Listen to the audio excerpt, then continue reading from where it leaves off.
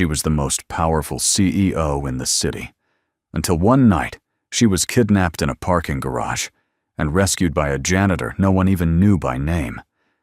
But this janitor, he wasn't just anyone, a widowed father, a veteran, a man with a secret power he never wanted to use again. What began as a quiet act of kindness would unravel into a love story no one saw coming, not even them. If you are someone who believes that even quiet heroes deserve a second chance, and that sometimes love shows up in the most unexpected places, then you're in the right place. Subscribe to the channel so you never miss a story like this one. And now, let's begin. The fluorescent lights in the underground parking garage flickered with a quiet hum, casting long shadows across the cold concrete floor. It was nearly midnight. The world above Weston Global Headquarters was asleep, but down here, Michael Carter moved with purpose, mop in hand, earbuds silent in his pocket. He didn't like distractions, not when it came to cleaning, and especially not at night. Worn navy blue fatigues hung loosely from his frame, the kind only a man with a military past would still wear. A faded white janitor apron was tied over them, stained with wax and old coffee spills. On his shoulder, an old patch U.S. Navy barely readable now. His long dark hair was pulled back, a small sign of rebellion that the corporate suits upstairs never bothered to notice. He paused near the executive elevator to swap out a bucket of dirty water when something shifted in the air. Not a sound, not a sight, just a pulse. Michael froze. He closed his eyes for half a second. 2 heartbeats. Fast. Close. Then a third erratic, terrified. The elevator door slid open. A woman in a sharp white blouse and navy pencil skirt stumbled out. Her wrists were bound. A piece of silver duct tape stretched across her mouth. Her blonde hair was tangled high heels clicking desperately against the floor. 2 men followed, faces masked in black balaclavas, one gripping her arm tightly, while the other scanned the garage. Michael's eyes narrowed, body tensing. His breath slowed. He didn't think. He didn't calculate. He simply moved. 1 mop, 1 ex-Navy hand. That was all he needed. He stepped out from the shadows just as they reached a black van parked by the stairwell. "Hey," Michael called out, voice low, calm, almost disinterested. The man holding the woman spun around. "Back off, janitor. This isn't your business." Michael looked straight into his eyes, but it wasn't the eyes he focused on. It was the subtle glow he could feel beneath the man's skin. His bioelectric field pulsed with aggression disorder. Michael didn't understand it fully. He only knew he'd always been able to feel it, like invisible static, an intuition honed into something deeper over the years. A 6th sense. A gift, maybe. He stepped forward. "She doesn't want to go with you." Wrong answer. The thug reached into his jacket, but Michael was already there. One twist of the mop handle, and the man's wrist cracked sideways. The gun clattered to the concrete. The other man lunged, but Michael moved like a shadow, grabbing his attacker's arm, twisting it behind his back, slamming him into the van. The man dropped with a groan. The woman fell to her knees, breathing hard through her nose, tears streaking her mascara. Michael knelt beside her and peeled away the tape. "You're safe now," he said gently, but his eyes stayed locked on the unconscious men. She blinked, disoriented. "Who are you?" Michael looked at her fully for the first time. Her eyes, hazel clear, met his. They held power, resilience, and something more, pain, carefully hidden behind executive polish. "I'm just the janitor," he said, rising to his feet. And with that, he turned and disappeared into the stairwell, leaving her with the blinking lights and the echo of his footsteps. By the time security arrived, the men were tied with plastic zip ties, their weapons neatly laid out nearby.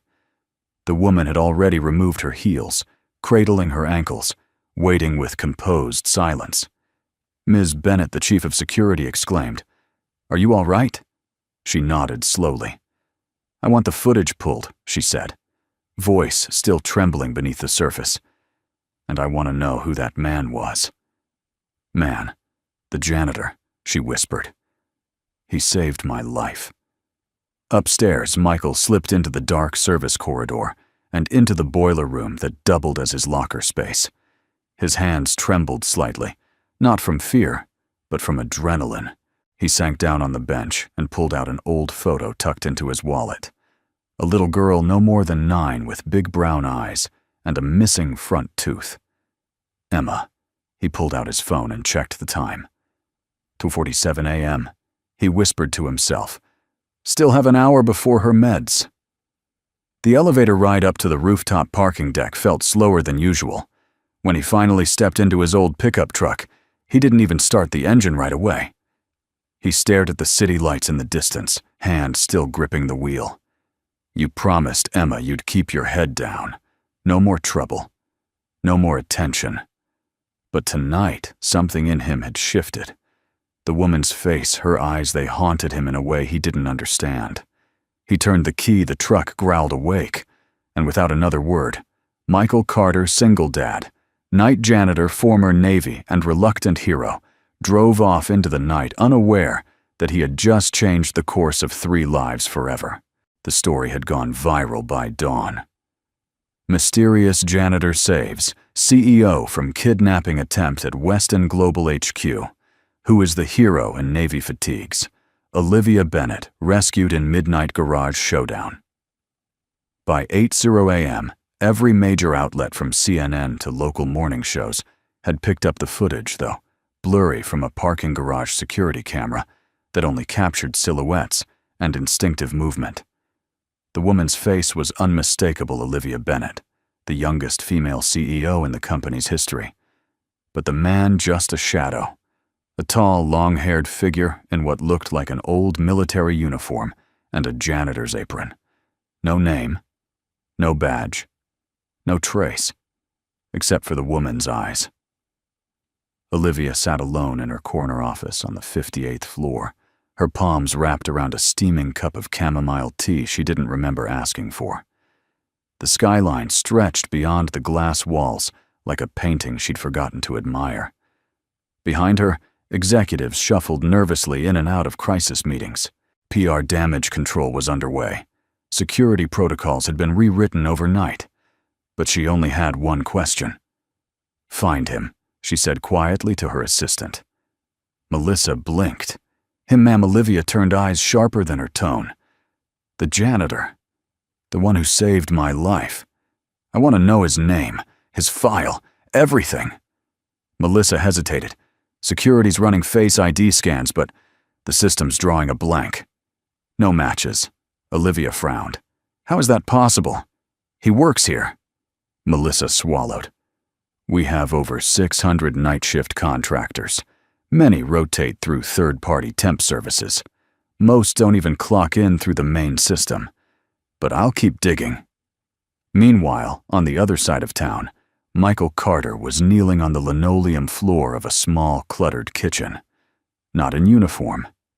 Not saving lives. Just gently cracking eggs into a frying pan, while a little girl sat at the table swinging her legs and coloring the sky purple. "Emma, are the clouds always this color, sweetheart?" he asked, flipping an omelet with one hand. "They are in my world," she replied, chin held high like a tiny queen. Michael smiled. He served her plate, and then sat across, silently monitoring her appetite. Chemo had robbed her of many things, but not her stubbornness. She ate slowly in small bites. After a moment, she looked up. "Daddy, yeah, pumpkin." She reached for the remote and clicked the TV on. The local morning news flickered to life. There it was. The footage, the story. Her dad, a blurry figure fighting in shadows. A woman's terrified face. Headlines plastered in bold red. Emma dropped the remote. Her voice was soft, but certain. "That's you." Michael exhaled through his nose, rubbed his temple. It's not, Emma pointed. You have that apron. And that's your run. You always run like that. Like you're dancing but mad. Michael chuckled despite himself. You think I run angry, not angry.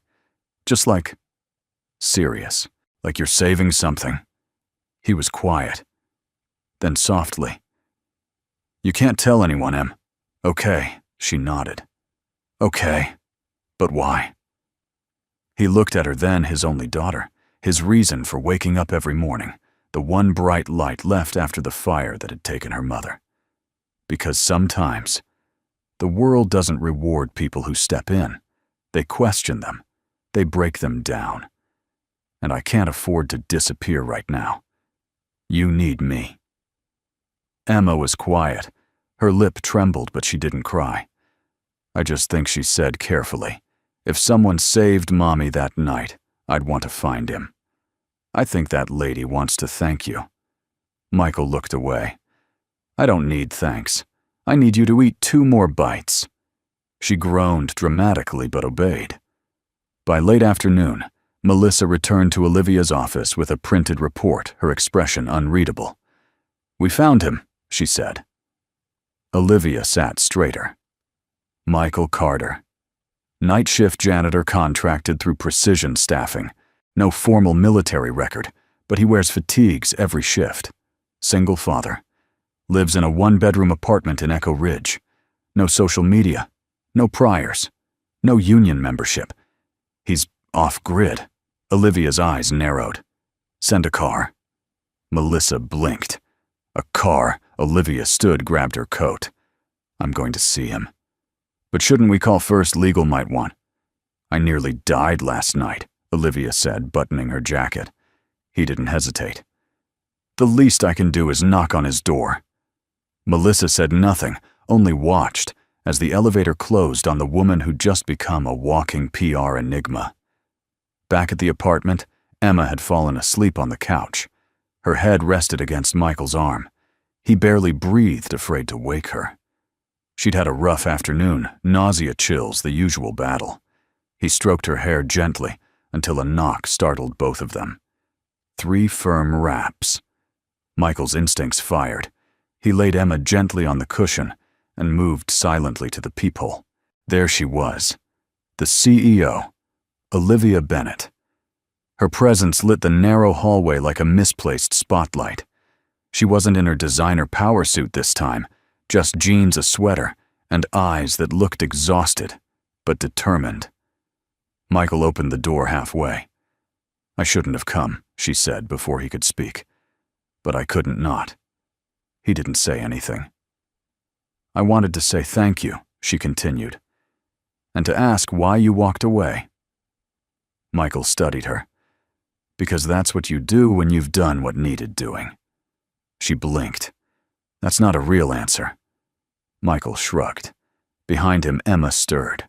Her voice floated out sleepily. Is that the lady from the TV? Olivia smiled faintly. That's me. Emma sat up, rubbing her eyes. You're pretty. You look less scared now. Michael cleared his throat. Emma. But Olivia crouched a little, eyes softening. Your dad saved me, and now I owe him. Maybe both of you. Emma tilted her head. You don't owe us, but we do like cookies. Michael groaned. Olivia laughed. A real laugh.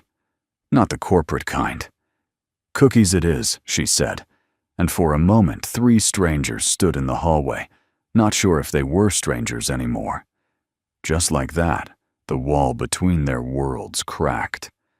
And something unexplainable slipped through. The coffee in front of Michael was untouched. They were seated in a small private lounge on the top floor of Weston Global's executive wing, floor-to-ceiling windows. Leather armchairs, a silent skyline glowing in the late afternoon haze. The space screamed luxury, but Michael, in his usual worn fatigues and scuffed work boots, looked like he didn't belong. He didn't care. Across from him sat Olivia Bennett. She had changed since their meeting at his door 2 days earlier. Not in clothes, still polished, still pristine, but in presence. Her voice, usually crisp, like crystal, was lower. Warmer. More hesitant. "I'm not here to repay you with money," she began, holding her cup with both hands. I know how that would sound. "I'm here because I have a proposition." Michael raised one brow, not touching the cup. "Let me guess," he said dryly. "You want me to join your security team?" She gave a short laugh. "God, no. They'd file HR complaints the second you showed them up." His lip curved just slightly. She leaned forward. "I need you to marry me." Michael blinked once. Twice. "You... what?" "It's not romantic," she added quickly, as if that would help. "It's not real. It's just... strategic. A contract." Michael leaned back, folding his arms. "You're going to have to walk me through that one CEO." Olivia exhaled slowly. "I'm under pressure. Heavy pressure. The board thinks I've become unstable since the kidnapping. They've been trying to sideline me for months. I'm young, I'm a woman, and I just made a few too many gut decisions that paid off. They don't like that." Michael didn't interrupt. They've been waiting for something to shake me, and this incident gave them the perfect excuse. But if I can show stability, especially personal stability, they'll back off. Michael frowned. "So you want a husband?" "For show." "Exactly. 1 year. Public appearances. No legal strings beyond the contract. $1 million tax-free. You get your life back at the end of it. No one has to know it's fake." "And what if I say..." "No," her voice softened. "Then I thank you for saving my life. And I hope your daughter finds a bone marrow match before her window closes." Silence. It wasn't a threat, it was a fact. Michael looked out the window. The city buzzed below, oblivious to moral crossroads unfolding in executive lounges. "You did a background check," he said quietly.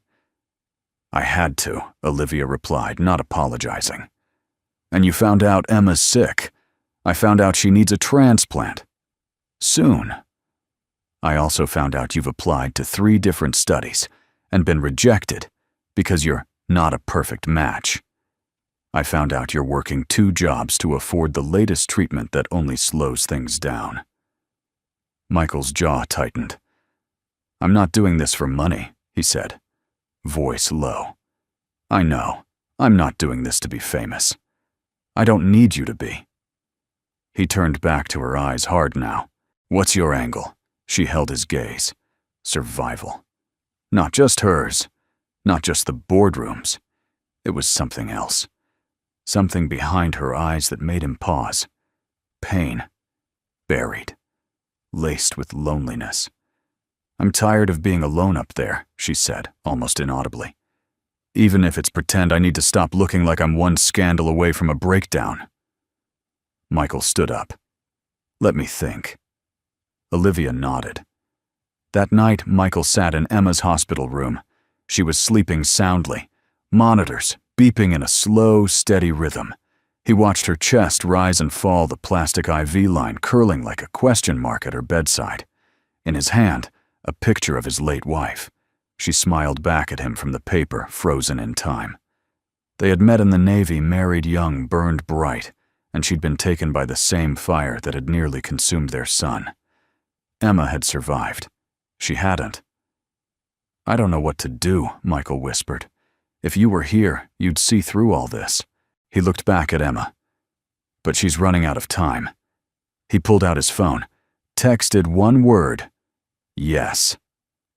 The next morning, the contract was signed in a room with 2 lawyers, 1 private notary, and a confidentiality clause thicker than most novels. Michael barely skimmed the money parts. His only condition: Emma comes with me. Everywhere. Olivia didn't hesitate. Of course, they agreed on boundaries. No intimacy. No crossing personal lines. Appearances only. Scheduled events. Press conferences. A few orchestrated moments for social media and tabloid photographers. Fake smiles. pretend hand-holding.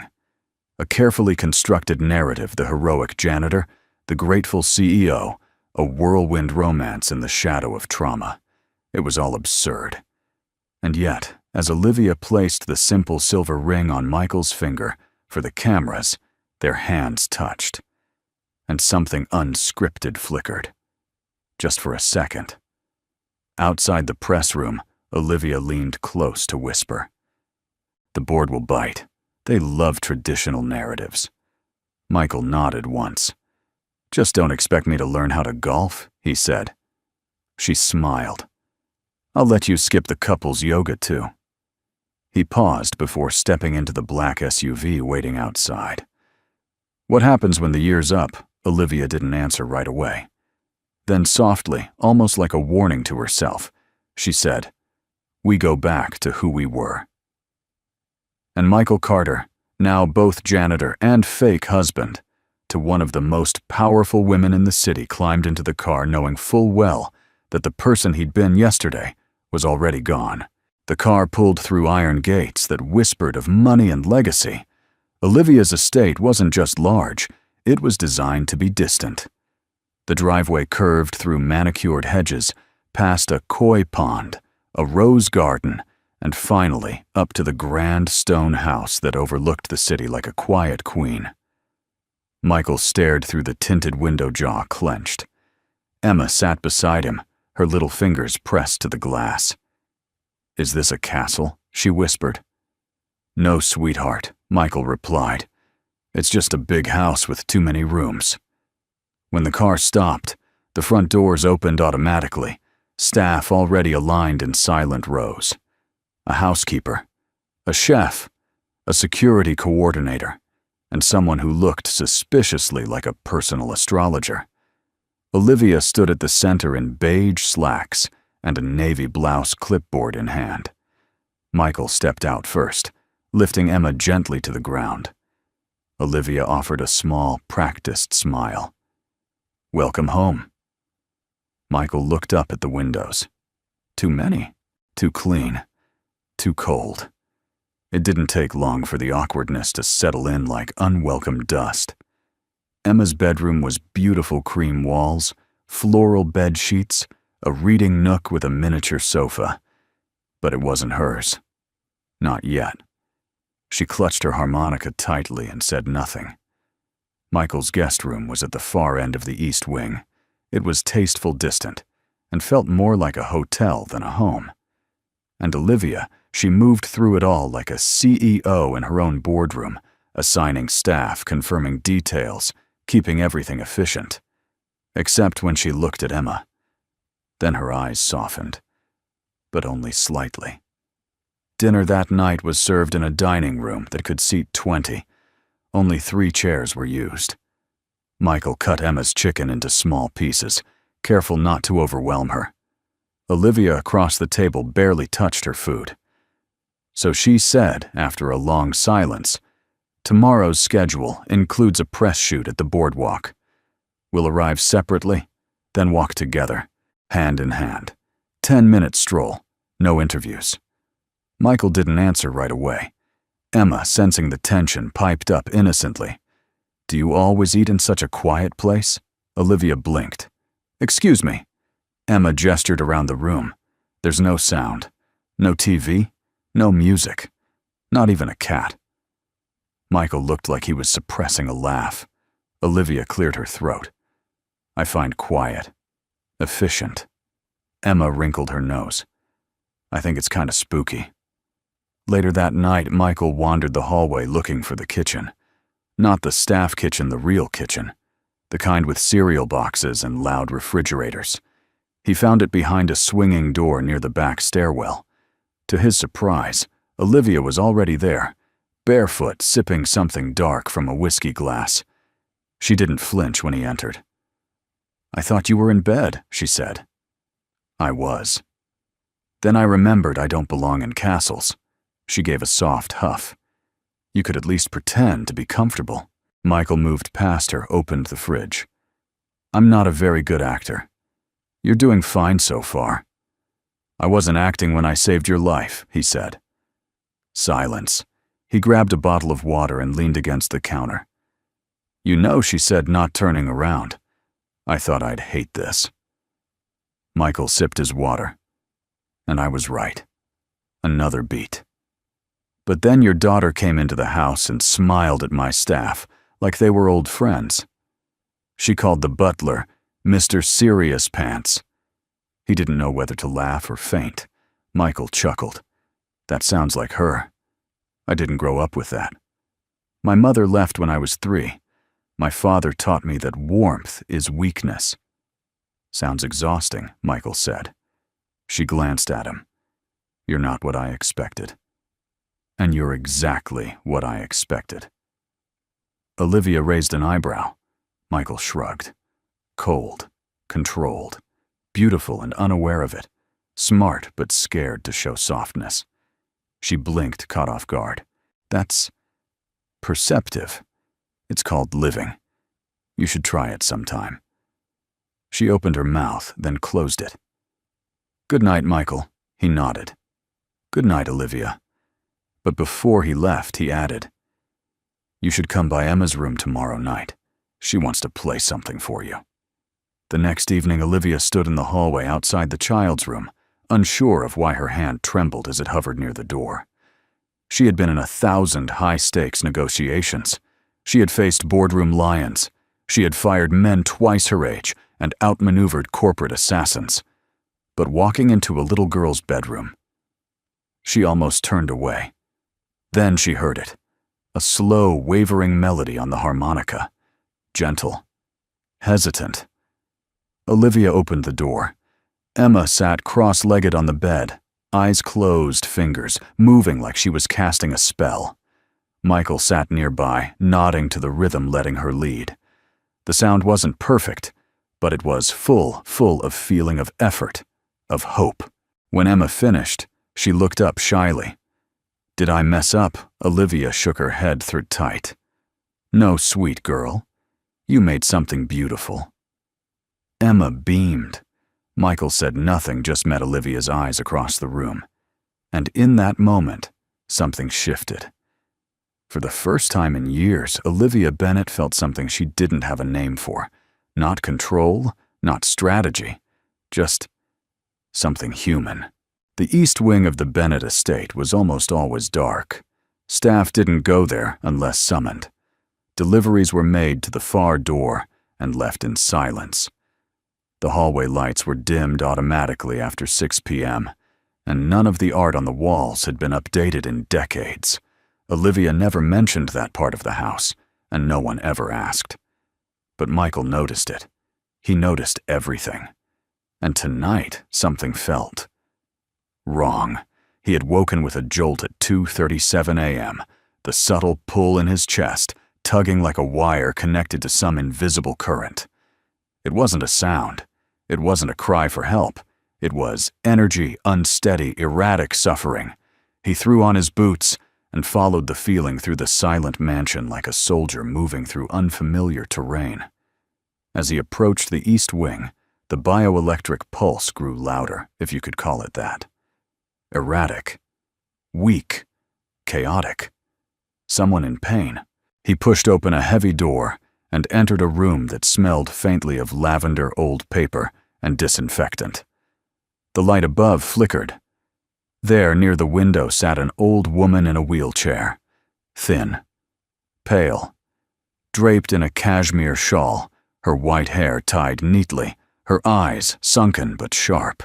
2 monitors beeped slowly beside her. A tray of untouched food sat on a side table. A caregiver's chair was empty. Michael's boots echoed softly as he approached. "Ma'am," he said gently. "Are you all right?" The woman blinked slowly, and then a thin smile stretched across her lips. "You're not one of the nurses," she whispered, voice gravelly but composed. "No, ma'am," he said. "I'm Michael. I just moved in with Olivia," her head tilted. "The janitor husband." He blinked. "You've heard I hear everything. They think I'm asleep, but I've been awake for 20 years. Michael stepped closer. "Your heart rate, it's erratic. Have you had your meds?" She nodded toward the table. The nurse forgot. I asked twice. Then I stopped asking. It happens. Michael glanced at the monitors, then at the pill organizer beside the untouched dinner. 3 missed doses. He didn't hesitate. Within seconds, he had the proper pills in his palm and a glass of water in the other. She took them from him with thin bird-like fingers. Her hand trembled slightly as she drank. Her breathing slowed. The field around her steadied. She studied him now with eyes that were clearer than they should have been. "I know who you are," she said softly. Michael tensed. "You're Olivia's grandmother." She smiled again. "And you are not just a janitor." "I never claimed to be." She chuckled a dry sound like paper rustling. "Do you know your mother's name?" Michael blinked. "No. I was told she died when I was young. The orphanage said it was a fire." Her eyes didn't leave his. "What year?" 1993. "In Brooklyn. Building collapse during a gas leak. My file said there was no record of family, no extended relatives." The woman leaned back, whispering like a prayer. "Eliza." Michael's eyes narrowed. "What did you say, Eliza?" "My son's first love." "My son. Richard Bennett." Michael took a step back. "That's Olivia's father." She nodded slowly. "He was wild once, reckless. Fell in love with a girl from Queens. She was kind. Played the cello. Wrote poetry. I knew she wouldn't last in his world. He lied to her. Lied to me. When she got pregnant, he vanished. And when I found out, it was too late." Michael's throat felt dry. "She was pregnant in 1992, Margaret said. And she died in a fire in 1993. You were the baby." "No," Michael whispered. "I had people search for you quietly. But the system buried your records. Then my health declined. They moved me into this wing and dosed me quiet." Olivia never knew. Richard never spoke of it again. But I never stopped wondering. Michael backed away, his chest tight. "You think I'm your—" "I know you are," she said firmly. "You look like Eliza. And you feel like her. That's how I knew. Your presence is the first thing that's made my heart remember how to beat properly in years." Michael sank into the chair beside her mind, spinning. "I don't want anything from your family," he said. "I don't care about money or legacy. I only took this deal because my daughter—" "She's your soul," Margaret interrupted. "I can feel it. That child, Emma. Yes, she carries light." Michael looked at her sharply. "How do you know that I can't feel people the way you do?" Margaret said. "But I see things. You inherited more than cheekbones, Michael. You carry something sacred, a gift our family tried to suppress for generations." Michael swallowed hard. "I don't know what to do with any of this." Margaret reached out and squeezed his hand, her grip surprisingly strong. "Tell no one. Not yet. Especially not Olivia. Why, she's not ready, and neither are you." Silence. Then Margaret leaned back, closed her eyes. "But when the time comes, Michael, remember this. Your bloodline is a compass, but your choices are what make you a man." He left her room, slowly shutting the door behind him with care. The hallway was dark, the walls heavy with secrets. And as he returned to the other side of the house, where his daughter was sleeping, and the woman who hired him still didn't know he was family, Michael Carter felt the world tilt slightly. He wasn't just pretending to belong here anymore. He did belong. He just didn't know what that meant yet. Michael sat on the edge of Emma's bed, hands resting on his knees, eyes distant. Outside the large window, the morning sun painted the sky in pale gold. Birds danced through trimmed hedges below, but none of it reached him. His mind was somewhere else, years away behind smoke and ash and a door that had never fully closed. He could still hear it, the shrill scream of fire alarms, the crackle of flames eating through drywall, the way smoke clung to his lungs like a second skin. He had been 5. Small, terrified, holding tightly to a woman's hand, her voice humming some lullaby he couldn't remember now. Then a crash. Then nothing. He had never seen her face clearly in those memories. Until now, in the dim light of the East Wing, when Margaret whispered Eliza, it was as if the veil had lifted. That name, like a key, unlocking a box he didn't know was sealed. The cello, the smell of cinnamon, the kiss on his forehead as she whispered, "I'll be right back." She never returned. And now the granddaughter of the man who had abandoned that woman was sitting across the hallway sipping espresso and fielding calls like the world hadn't just cracked open. Downstairs, Olivia clicked through emails in her office, the latest Wall Street Journal on mute in the background. Her executive assistant Melissa had just stepped out. Silence returned, crisp and orderly, except for a single photo on her desk. A younger version of her father, Richard Bennett, smiling beside a woman Olivia didn't recognize. She flipped the photo frame over. No name. No date. Odd. She returned to her laptop but couldn't focus. Her mind replayed last night's dinner. Michael unusually quiet, his gaze distant. Emma had asked about Michael's parents, and Michael had simply said, "I don't remember." Something about the way he said it, too calm, too final, unsettled her. Out of curiosity, she opened a side window on her browser and searched Brooklyn Orphanage Fire 1993. The results came fast. Gas leak causes deadly fire at children's home. 7 injured. 1 fatality. Eliza Moore, 24. 1 child rescued from collapsed wing. Name Michael Carter, age 5. Olivia froze. Her pulse quickened. Her eyes narrowed at the name. Carter. She opened another tab. Richard Bennett, plus Eliza Moore. No direct results. But when she cross-referenced funding records from her father's old philanthropic trusts, she found it. 1992, anonymous donation to St. Francis Youth Center, Queens. Purpose prenatal support. Her breath caught. Was it possible her father, a man of meticulous order, clean lines and strategic marriages, had hidden a child? She rose from her desk and walked slowly to the glass wall.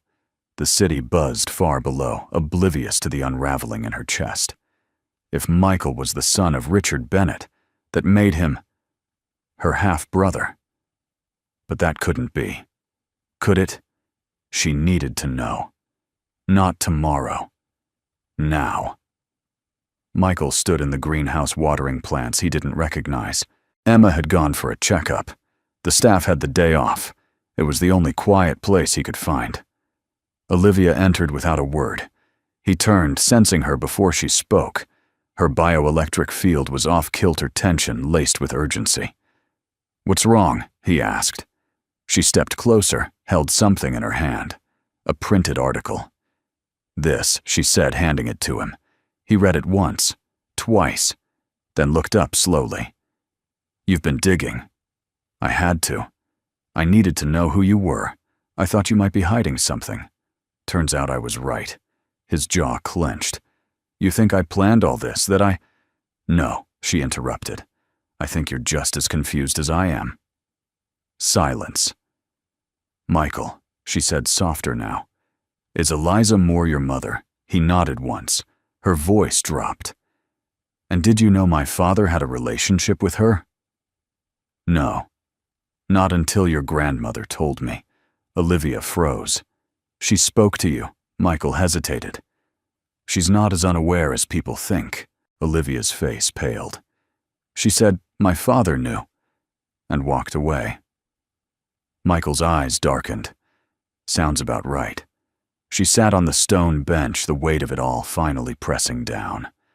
"My father raised me like a trophy, like I was a product of perfect design, private schools, Swiss etiquette tutors, but never warmth, never truth." She looked up. "And now I find out that the man I married for show isn't just some ex-Navy janitor. He's family." Michael didn't speak. He didn't know how. Finally, she whispered, "You didn't ask for this either." "No," he said. "But now we're in it." She laughed bitterly. So much for fake marriages staying clean. They sat in silence for a long moment. Two people bound by lies that weren't their own. Then Olivia looked up at him again, her voice smaller. "Do you hate me now?" Michael blinked. "Why would I? Because I dragged you into this. Because I'm my father's daughter." He met her eyes. "You're not your father." And for the first time since they met, Olivia, Bennett believed him. Not because he said it kindly, but because he said it like someone who'd seen the worst in people and still chose to believe in better. That night, Michael sat in the music room with Emma curled in his lap. The harmonica rested in her tiny hands. She blew a soft tune, wobbly sweet, a lullaby with no name. And upstairs, Olivia sat in her bedroom with a glass of untouched wine, staring out the window, whispering a name she never knew existed until today. Eliza. In the dark past, lives stirred, and present lies cracked open. Martin Blackwell was not used to being ignored, especially not by Olivia Bennett. He paced the length of his penthouse office.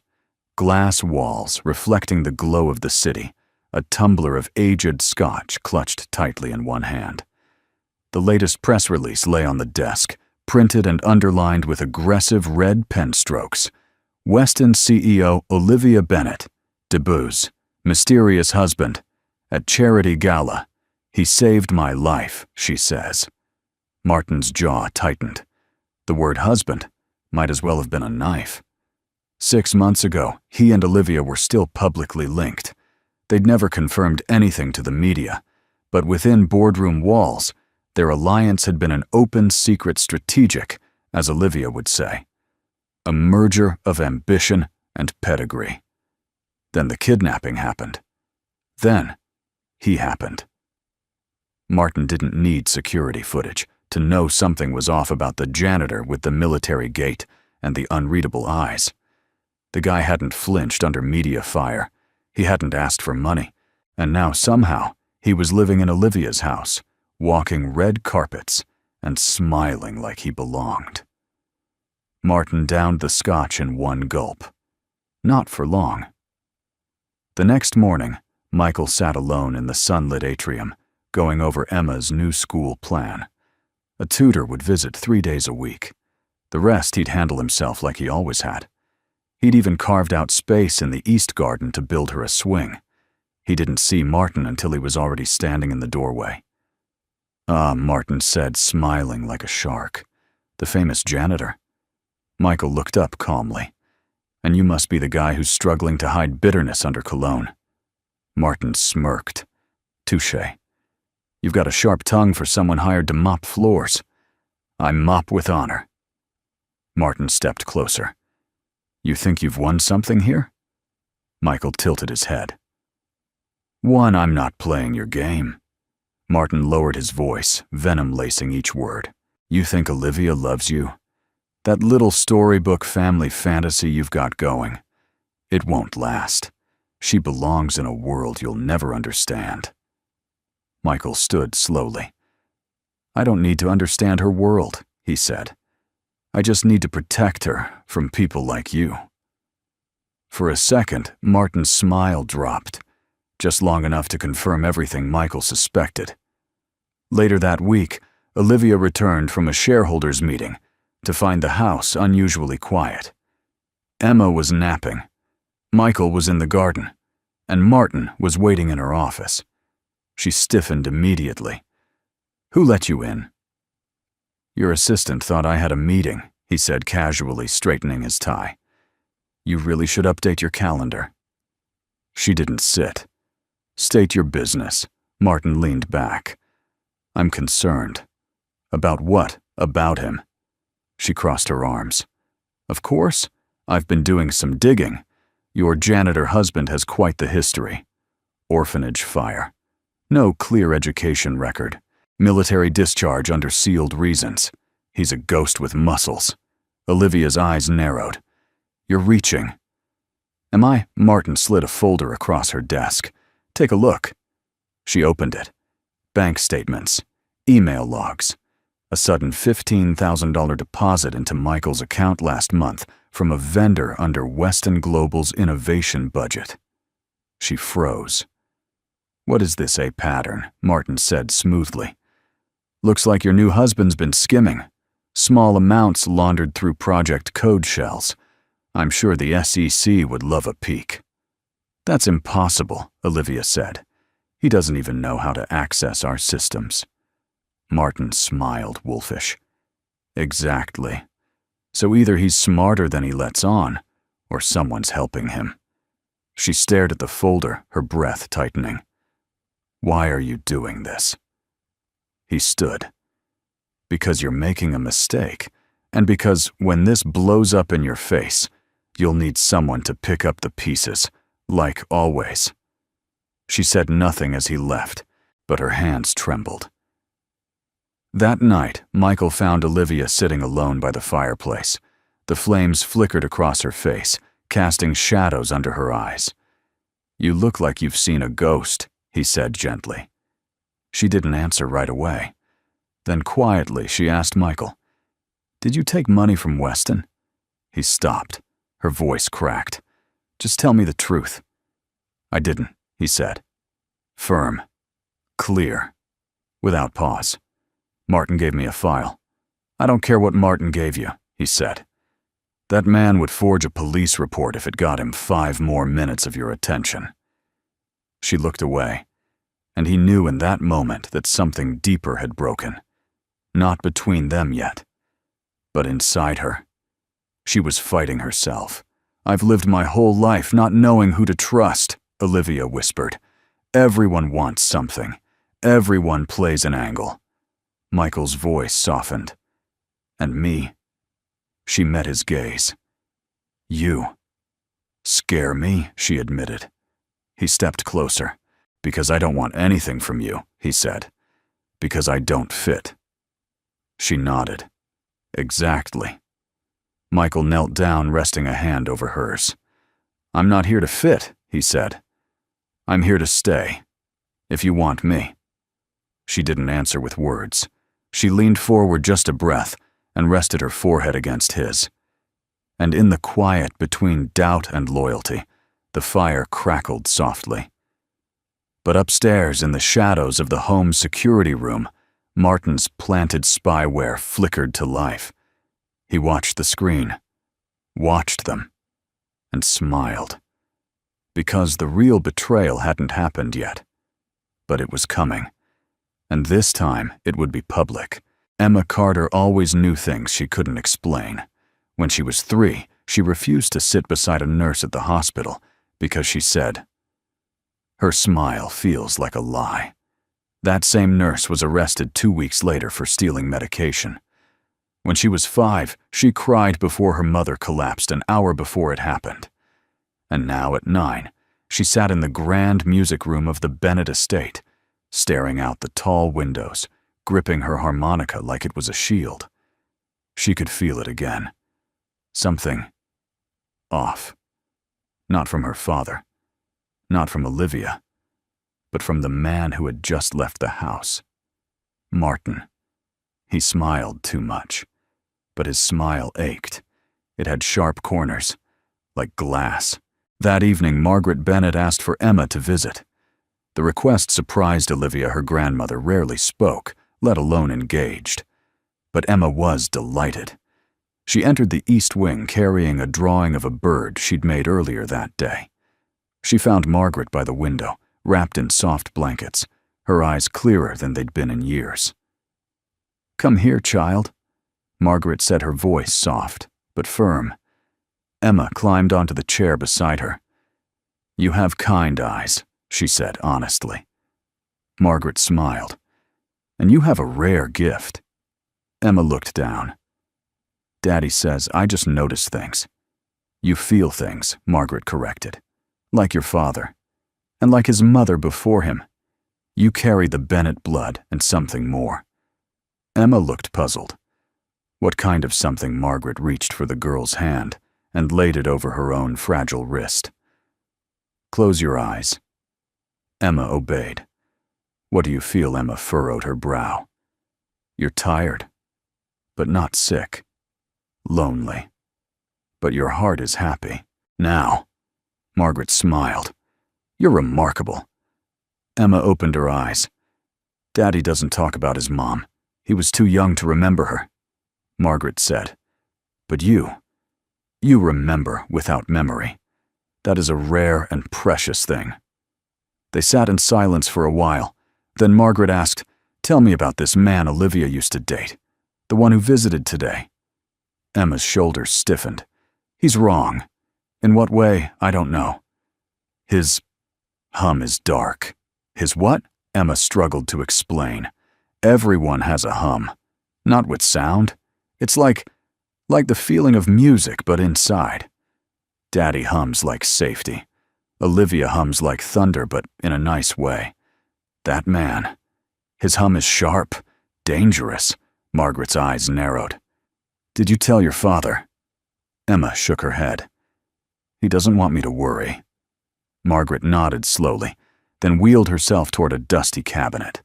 She opened it with a key from around her neck and pulled out an old manila folder.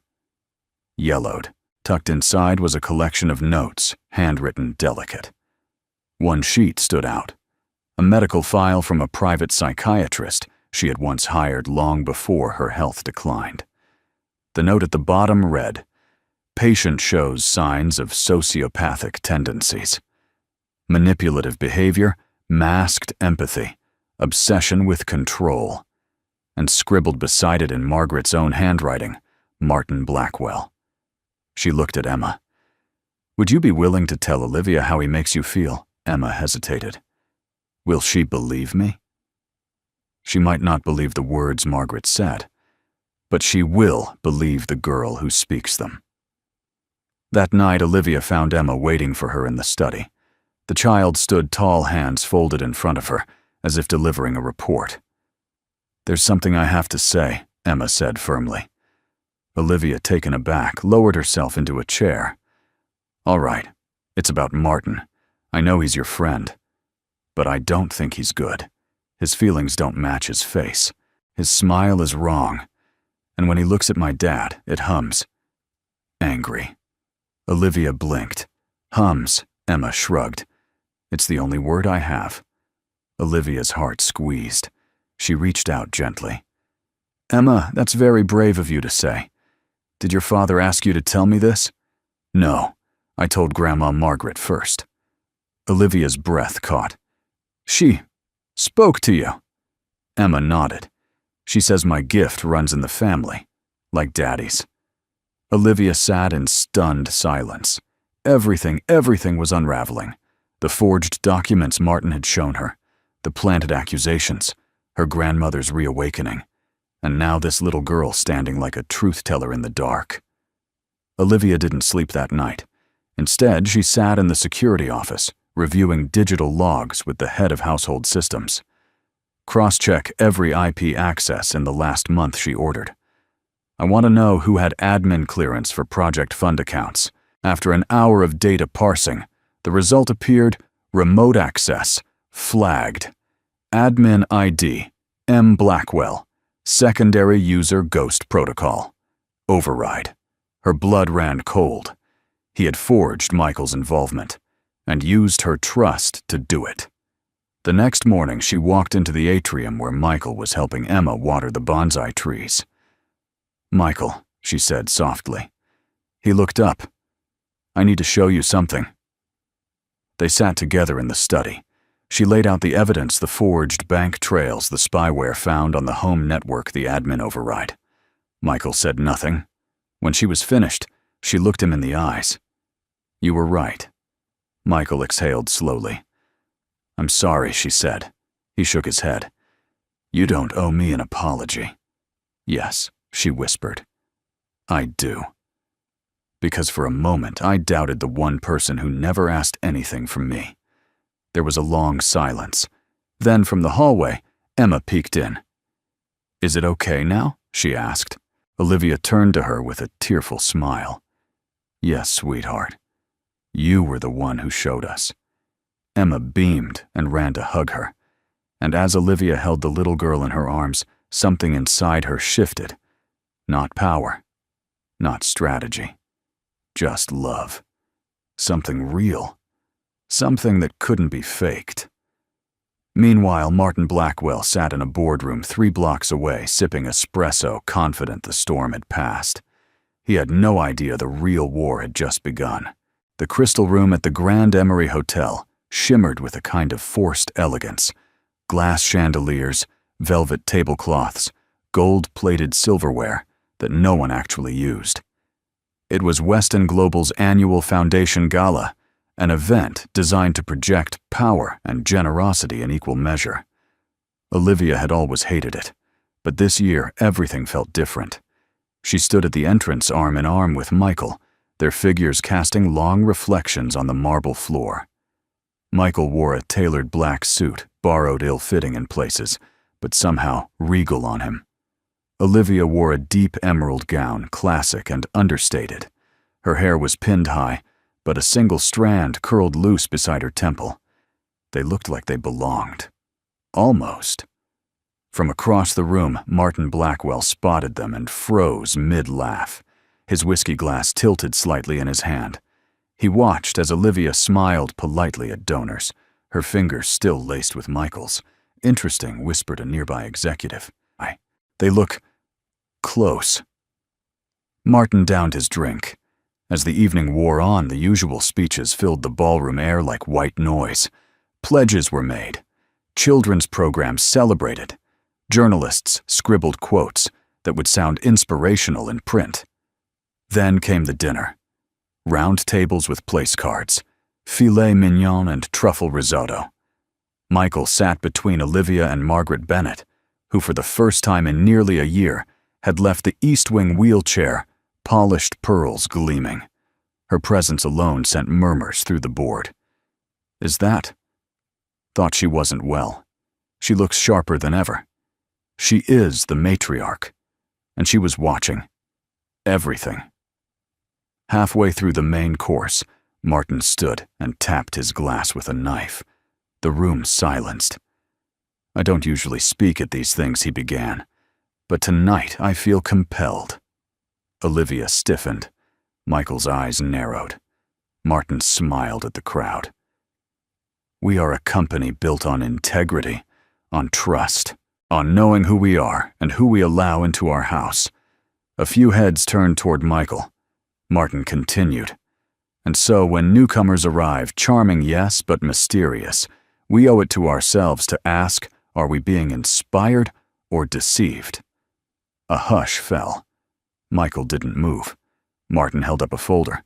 Financial discrepancies, system breaches, unanswered questions. He laid it on the table beside Michael. Care to respond? Silence. Then a soft voice rose. I would. All heads turned. It was Margaret. Her voice wasn't loud, but it commanded. Martin blinked. Mrs. Bennett. She cut him off. Sit down, Mr. Blackwell. The entire ballroom shifted. Even the waitstaff froze. Margaret looked around the room, letting the moment breathe. I may be old, but I'm not blind. I see clearly, perhaps more clearly than anyone else in this room. She looked at Michael. This man is not a fraud. He is a Carter by name, but a Bennett by blood. Gasps echoed.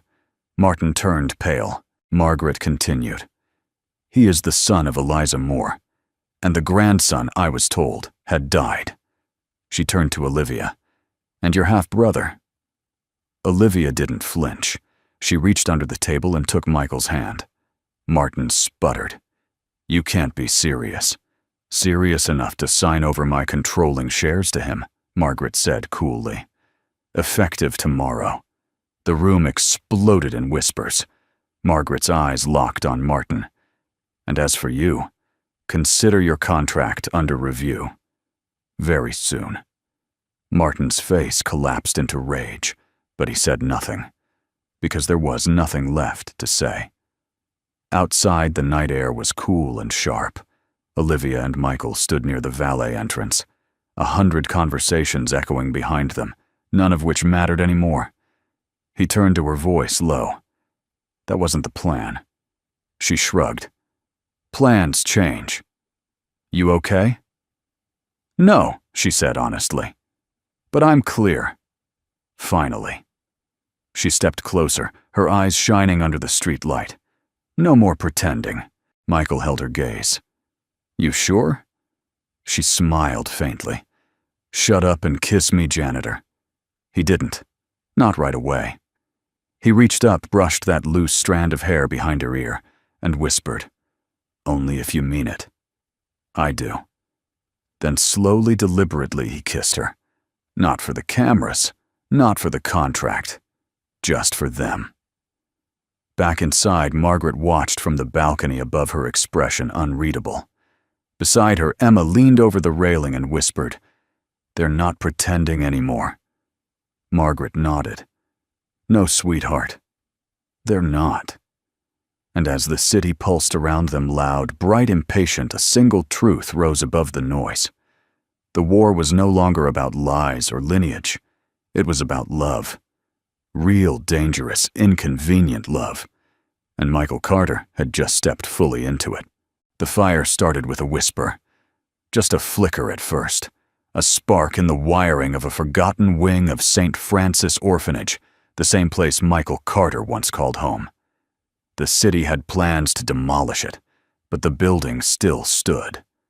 Forgotten. Abandoned. Haunted. Olivia had gone there alone. She hadn't told Michael. She needed answers, not comfort. Something about the place had been pulling at her since Margaret's revelation. She wanted to see it with her own eyes. Walk where Eliza had walked. Find records, remnants. Proof that the woman her father erased had in fact lived. The orphanage was locked, but Olivia had never been one to ask for permission. She climbed through a broken side door, flashlight in hand, phone service dead. The air inside smelled of mold and old smoke memories Michael had buried, now brushing against her skin.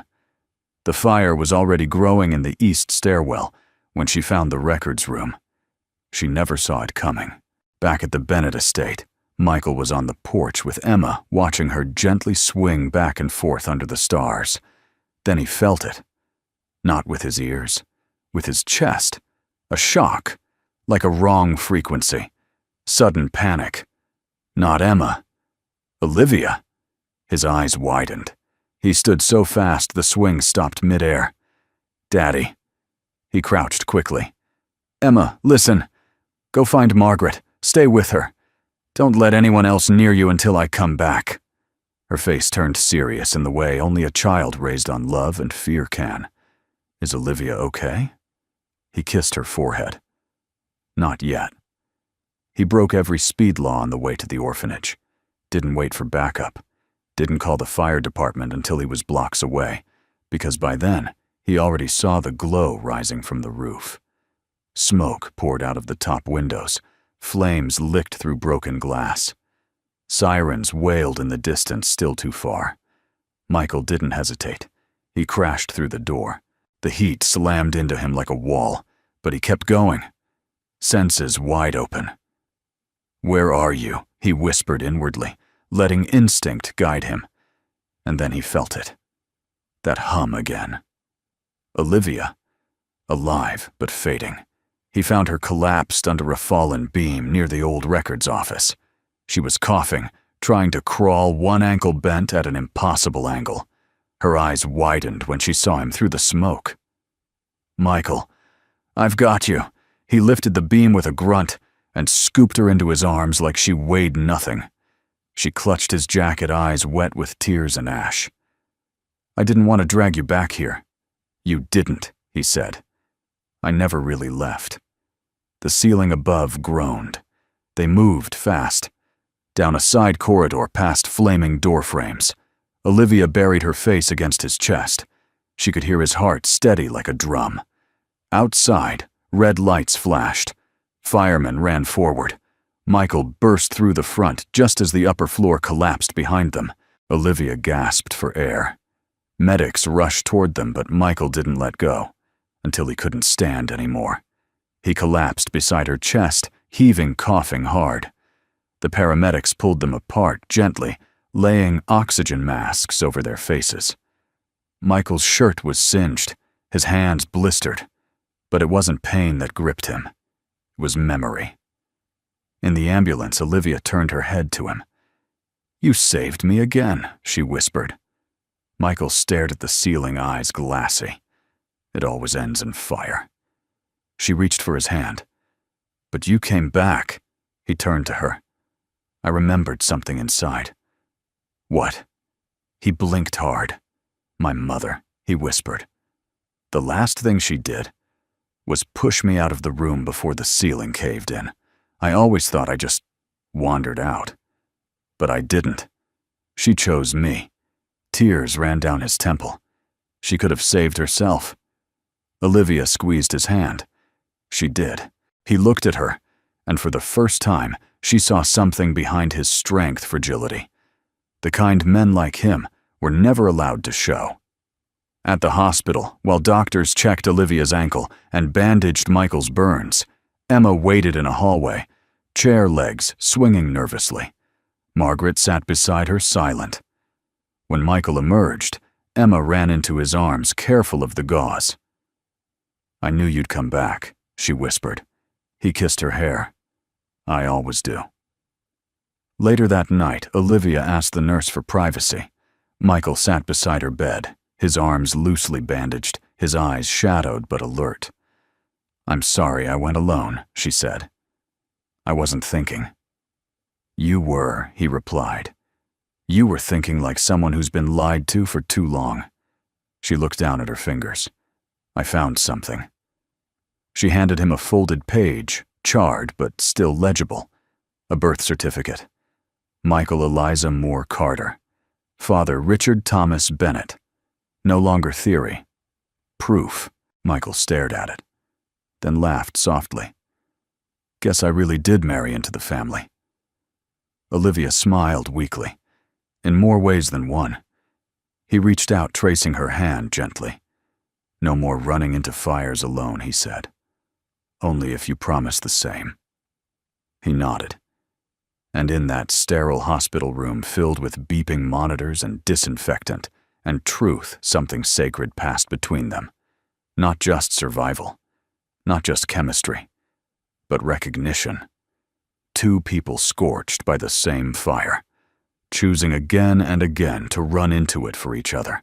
The rain tapped softly against the hospital window, like a lullaby no one remembered the lyrics to. Emma sat curled in the corner of the room, her sketchbook on her lap, but the crayons untouched. Her eyes kept drifting to her father, asleep, bandaged, pale. The oxygen tube in his nose moved gently with every breath, steady but fragile. She hated seeing him like that. He was her hero, her protector, the man who had taught her to read the wind and listen for feelings. And now, he looked. Still. Too still. Olivia entered the room quietly, carrying a small wooden box wrapped in a blue velvet cloth. She walked carefully, her ankle still sore, her movement slower since the fire. But her eyes had changed. No longer calculating, no longer cold. Now they carried something closer to reverence. She knelt beside Emma. "I found this in one of the crates your dad saved from the fire," she whispered. "It's from your mom." Emma's eyes lit up. "Mom," Olivia nodded. "I think it's for him. But maybe you should open it." With trembling fingers, Emma peeled away the velvet and lifted the lid. The music box played a tune, soft, delicate, hesitant at first. A melody that swayed like leaves in a summer breeze. It wasn't perfect. It creaked in places. But it was alive. Inside, nestled under the gears, was a folded piece of paper, yellowed with time. Emma pulled it out gently and stared at the handwriting. "Can I read it to him?" Olivia's voice cracked. "Yes, please." Michael stirred at the sound of the melody. His eyes opened slowly. Emma climbed onto the edge of the bed, the letter clutched in her small hands. "Daddy," she whispered. "This is from Mommy." His breath caught. Emma began to read. My dearest Michael, if you are reading this, it means life has given you another chance.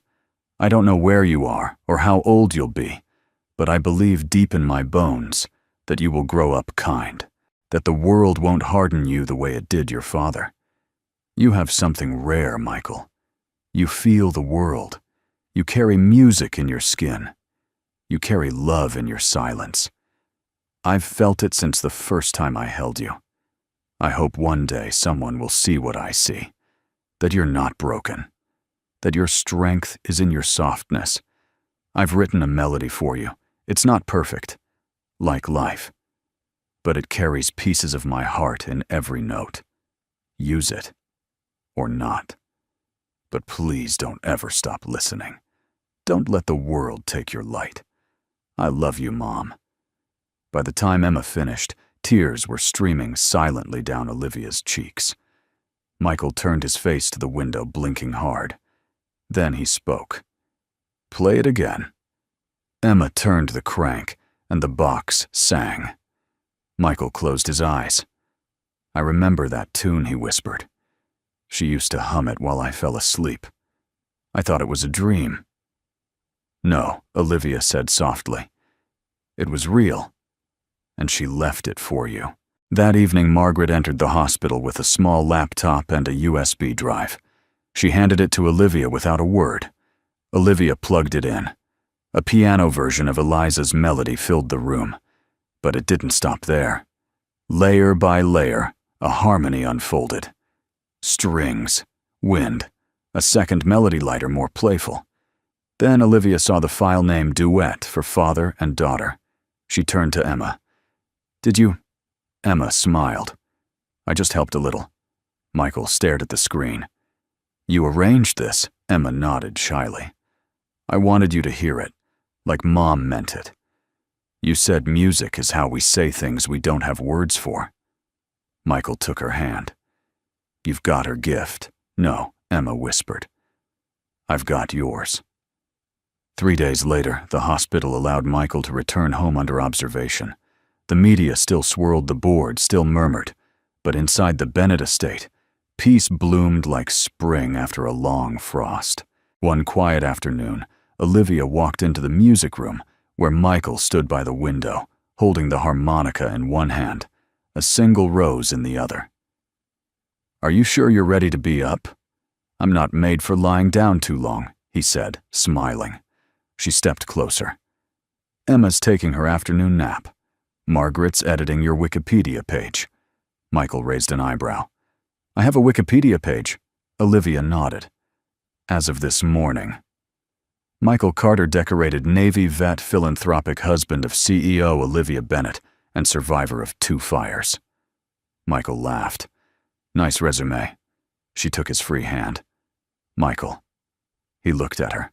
Her voice dropped. I love you. It was simple, unadorned, honest. I don't know when it happened. She continued. But it's the clearest thing I've ever felt. I love your quiet. I love your stubbornness. I love the way you love her. And I love the way you keep saving people even when no one's watching. He cupped her face, brushing his thumb along her cheek. I love you too, he said, even before I knew how to say it. They kissed, not in firelight, not in public, but in peace. Later that night, Michael tucked Emma into bed and whispered, Your mom would be proud of you. Emma smiled sleepily. She's in the music now.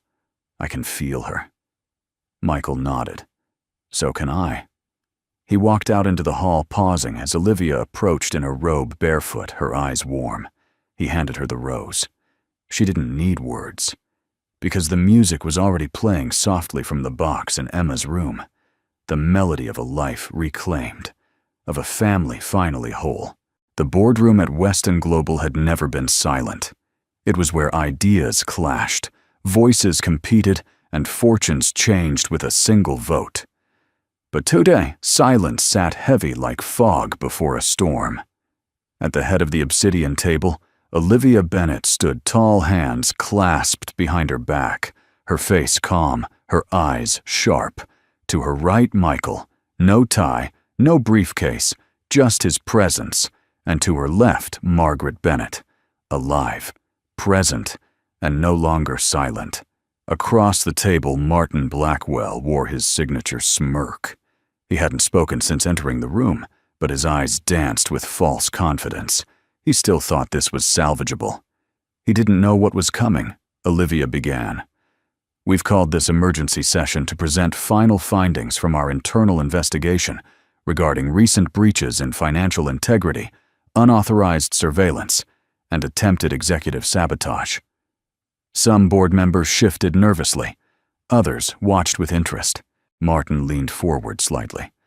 Olivia clicked the remote. The screen behind her came to life an audit trail with familiar names and account IDs. Michael took over his voice, calm but firm. Over the last 60 days, multiple ghost payments were routed through Innovation Fund sub-accounts, all under a single administrative override, MB78. Martin Blackwell's internal code. Martin laughed softly. Those records are manipulated. Anyone with access could fabricate that trail. Margaret's voice cut through the air like a blade. Unless, of course, the ghost IP address used was traced back to your home office, and she slid a second document across the table. The laptop tied to the breach was recovered by federal cybercrime investigators 3 nights ago, with your fingerprint still on the biometric pad. The smirk faltered. Olivia walked slowly along the table edge. You didn't just try to destroy Michael's reputation. You tried to destabilize this company. You planted evidence, manipulated data, and orchestrated a second attempt on my safety. Michael dropped another folder. This one contained surveillance logs from the orphanage fire. A witness saw a man in a dark coat exiting the building 5 minutes before it ignited. That witness has now confirmed it was you. Martin stood red, creeping up his neck. This is insane. Sit down, Olivia snapped.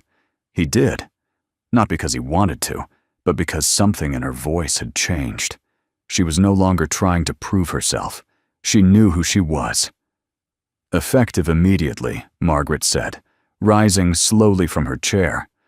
Martin Blackwell is stripped of all duties and referred to federal prosecution. You will be escorted from this building by security. Weston Global does not negotiate with cowards. Security stepped in before Martin could speak again. As he was pulled from the room, he turned to Michael. You think you've won? Michael met his glare unfazed. I didn't come here to win, he said. I came here to protect. Martin was gone, and the storm passed. Outside, the clouds had broken into soft golden light. Michael stood alone on the rooftop garden, wind brushing his hair back as he looked out over the skyline.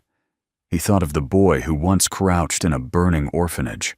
He thought of the young sailor burying a wife.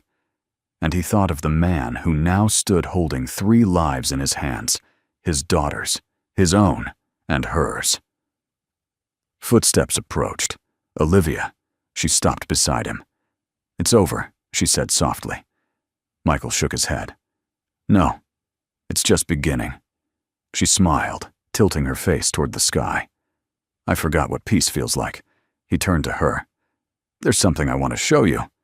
That evening, the estate's music room was lit by candlelight. Emma sat at the piano legs swinging as she waited. Michael entered dressed in a white shirt and slacks, not his usual fatigues, but still him.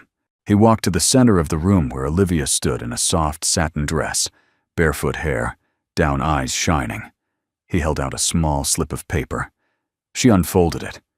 It was sheet music, handwritten. 2 parts. The Ballad of the Girl Who Saved the Hero. Emma began to play, a gentle melody, soft, hopeful. Then a harmony joined Michael on harmonica, warm and strong. It wasn't polished, but it was real. It carried stories, loss, love, redemption. As the music faded, he stepped forward and knelt. I never imagined a life like this, he said. Not after Eliza. Not after losing so much. I thought I'd be alone cleaning floors and keeping promises to a little girl who believed I could fix the world." He looked up. "But then you walked into my chaos and asked me to pretend. And somewhere between the lies, the boardrooms and the fire, I stopped pretending." He opened a small box. Inside 2 simple rings. Nothing flashy, just real. "I'm not offering you perfection," he said. "I'm offering you truth, chaos, family, a life where we fix what's broken together." Emma whispered. "Say yes," Olivia laughed through her tears, and nodded. "Yes." Margaret watched from the hallway unseen. She placed a hand over her heart and whispered, "Eliza." He found home. Outside, the lights of the city pulsed like music boxes. Inside, love had finally stepped into the light. Not perfect, but whole. The lake was quiet. No decorations, no arches, no floral arrangements ordered from elite designers. Just wind pine and still water stretching out like a mirror reflecting the sky. It was the same place Michael had brought Emma when her mother passed. Back then, he had sat on this very dock, a 6-year-old girl curled in his arms, both of them wrapped in silence. Now that girl stood in a white sundress, barefoot, holding 2 simple rings in a wooden box. And Michael, he stood at the end of the dock, dressed in a pale blue button-down and khaki trousers, sleeves rolled up collar, open hair tied loosely. The only thing newer than his clothes was the light in his eyes. Calm, certain, whole. Guests were few. Margaret sat on a wicker chair beneath a wide straw hat, holding a thermos of tea and a handmade program Emma had written in colored pencil. On the back, "Today is about choosing love not just once, but every day after." 2 longtime janitor friends from Michael's old shift arrived in worn sport coats, stunned that their buddy was marrying the Olivia Bennett. And Olivia. She came walking down the makeshift aisle, no father to give her away. No music, but birdsong, wearing a soft ivory dress that fluttered in the breeze like it remembered how to dance. She smiled as she reached Michael. "I don't know if I'm ready," she whispered. He reached for her hands. "That's okay. I am. And we'll figure it out together." Margaret cleared her throat and wheeled herself forward with quiet dignity. She held a small book in her lap, its leather cracked with time. "My father used this to marry soldiers by riverbanks and forests when they couldn't wait for chapels. I think it suits us better than any cathedral ever could." The guests chuckled gently. She opened the book. "Michael Carter," she began. "You were not born into wealth or position. You have known loss, sacrifice, and silence, but you gave your child the kind of love most men never learn to speak. And now you offer that love to a woman who has spent her life wondering whether anyone truly saw her behind the title." Michael looked at Olivia. She looked at the ground, fighting tears. "Do you promise to keep her rooted when she forgets her strength? To keep showing up, even when you have no words? To make the ordinary extraordinary by choosing kindness over and over again?" "I do," Michael said, softly, but powerfully. Margaret turned to Olivia. "Olivia Bennett, you have worn the weight of empires on your shoulders. You have led boardrooms, carried secrets, and survived shadows. But today, you choose not control, but connection. Not perfection, but presence." Olivia's voice was barely a whisper. "Yes. Do you promise to stop running alone into fires? To let someone carry the load beside you? To build not just legacy, but laughter?" "I do," she said again, voice steadier this time. Emma stepped forward. Her hand shook as she opened the ring box. "These aren't fancy," she said nervously, "but they're strong. Like you two." Everyone smiled. Michael slipped the ring onto Olivia's finger. She did the same for him. No choir sang, no violins played, just wind in the trees and the sound of Emma clapping too early. Margaret closed the book. Then by the love you've earned, the family you've found, and the fire you've walked through together, I now pronounce you husband and wife. Michael leaned in and kissed her, not with urgency, not with triumph, but with the quiet intensity of a man who had finally arrived home.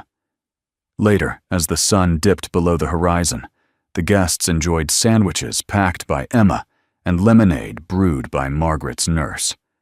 Someone brought a Bluetooth speaker, and without ceremony, Michael picked up his harmonica. He played the melody from the music box, Eliza's song. Only this time, Olivia joined him on piano, hesitantly, her hands shaking until they found the rhythm. And Emma, she danced barefoot in the grass, twirling in wide loops, laughing with the kind of joy that only comes when fear has been replaced by belonging. At the edge of the lake, Michael sat beside Olivia, their fingers intertwined, shoes off feet, dipped into cool water. "Do you ever think about how strange it is?" she asked. "What, that we started all this with a contract?" He smiled. "Best fake marriage I've ever had." She leaned her head on his shoulder. "You really think we can make this work?" He paused, then whispered, "We already are." Overhead, a wind chime Emma had hung in the nearby tree whispered as the breeze passed through. And with it, a line from Eliza's letter returned to Michael's mind. "Don't let the world take your light." He looked at Olivia, at the woman who saw him, at the child who believed in him, and the family he never expected, but would protect with every breath. No, he thought, it's only just begun.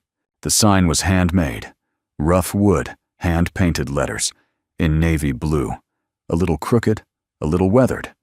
"The man who fixed the light bulb, free repair, hot coffee, real conversations." It stood quietly in front of a small corner building on Linden Avenue, the kind of street where everyone knew the name of the mailman, and where time passed slower than the rest of the city. The shop had no security cameras, no fancy branding, just a chime over the door, and a man with steady hands and a soft voice behind the counter. Michael Carter. He didn't open the shop to make money. In fact, he rarely accepted it. He opened it because he'd once sat in a burned-out apartment holding a baby girl and wondering if anyone in the world saw him. Because sometimes people didn't need miracles. They just needed someone who would show up. He replaced broken fans, fixed old radios, rewired ancient toasters. He listened to war stories from retired Marines and taught teenagers how to solder a frayed cable. He kept a donation jar near the window. The note on it read, "Pay what you can, or don't. Just promise to help the next person who asks." And people did, more than he ever expected. Across the street, a retired science teacher came every Thursday just to watch him work. A local artist offered to paint a mural on the side of the shop, a portrait of a man in navy fatigues, holding a harmonica, his daughter perched on his shoulders like a queen. He declined the mural. Too much, he said. But he smiled. One Tuesday morning, a boy no older than 10 came in holding a broken flashlight. "Sir," the boy said nervously, "my grandma dropped this, and now it won't turn on." Michael took the flashlight, gently flipped it over, adjusted the copper ring inside. Click. Light. The boy gasped. "How'd you do that?" Michael smiled. "Sometimes it's just a matter of looking close." He handed it back. The boy stared at him for a long moment. "You're like a superhero." Michael chuckled. "Nah, superheroes wear capes. I wear coffee stains." The boy grinned and ran out. 10 minutes later, his grandmother came in with a tray of cinnamon rolls. Around noon, Olivia walked in. Her belly was just beginning to show the subtle curve of a new beginning. She wore a linen shirt, jeans, and no makeup. Just joy. You fixed 3 clocks before breakfast, she said, sliding a paper bag onto the counter. You're on a roll. I like being useful, he said, sipping his 4th cup of coffee. She came around the counter and kissed his cheek. You're more than useful. You're needed. He looked at her. You okay? She nodded. Baby kicked. Emma freaked out. Margaret cried. Michael grinned. She'll make a great big sister. She already is. They stood in silence, just breathing the same air. Then Olivia glanced at the door. There's someone here to see you. A woman stepped inside, thin, older, with silver hair in a bun and a cardigan that had seen better years. She held something wrapped in cloth. I'm sorry to bother, she said. They said you help people. Michael nodded. I try. She unwrapped an old transistor radio. My husband bought this for me on our 1st anniversary. I haven't heard it play since he passed. Michael took it gently, fingers running along the faded dials. I'll do my best. She sat quietly in the corner as he worked his soldering iron, humming softly like a lullaby. 20 minutes later, the radio crackled. Then music. Faint. Warbled. But real. The woman gasped, pressing a trembling hand to her lips. Michael said nothing. He just smiled. After she left, Olivia stood beside him, watching the now silent doorway. You do realize you've become a legend in this neighborhood, she said. I'm just a guy who fixes broken things. You're the guy who fixes people. He shook his head, but she saw the smile tugging at his mouth. That night, Emma sat on the porch, curled beside her father under a soft blanket. Daddy, yes, sweetheart. Why did you name the shop that he looked down at her? At what? The man who fixed the light bulb. Michael smiled. You gave me that name. Don't you remember? She blinked. When that night we lost power in the hospital, I changed the light in the hallway and you said, You're not a janitor. You're the man who fixes the light bulb. Like it meant something. She giggled. I was 5. You were right. He looked up at the sky.